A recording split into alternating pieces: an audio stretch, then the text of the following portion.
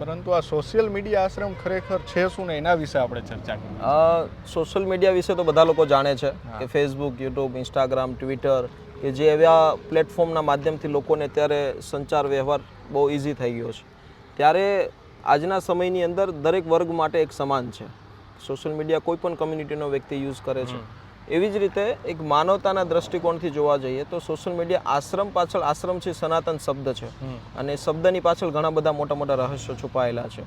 તો ત્યારે એક સનાતનને સાથે રાખીને કે જે પરોપકારની ભાવના, માનવ સેવા, પ્રકૃતિની સેવા, એટલા માટે સોશિયલ મીડિયા દરેક વર્ગ માટે એક કોમન વ્યવસ્થા છે. એવી જ રીતે આ વ્યવસ્થા પણ દરેક વર્ગ વ્યક્તિ માટે એક કોમન છે કે જ્યાં દરેક એક માણસની એક આ સુવિધા ઉપલબ્ધ થઈ શકે છે. અને બીજું કારણ એ છે કે સોશિયલ મીડિયાના જેટલા ફાયદા છે એનાથી 10 ગણા ગેરફાયદા છે. લોકો પોતાનો ટાઈમપાસ માટે સ્ક્રોલિંગ કરે છે, મનોરંજન માટે સ્ક્રોલિંગ કરે છે, જે ખુદને ખબર નથી કે મારી 2 કલાક ક્યાં જતી રહી.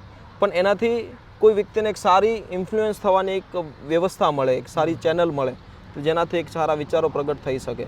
તો મારો પ્રયત્ન એ છે કે સોશિયલ મીડિયાનું સહી રીતે ઉપયોગ કરો તો આવડું મોટું એક એમ્પાયર પણ ઊભું કરી શકો છો. અને એ પણ લોકો માટે કે જે હર હંમેશ માટે લોકો પીડાય છે, જેની પાસે લોકો જતા નથી, જેને પાગલ કહે છે, ગાંડા કહે છે, તો એ વ્યવસ્થા માટેની આ સુવિધા છે.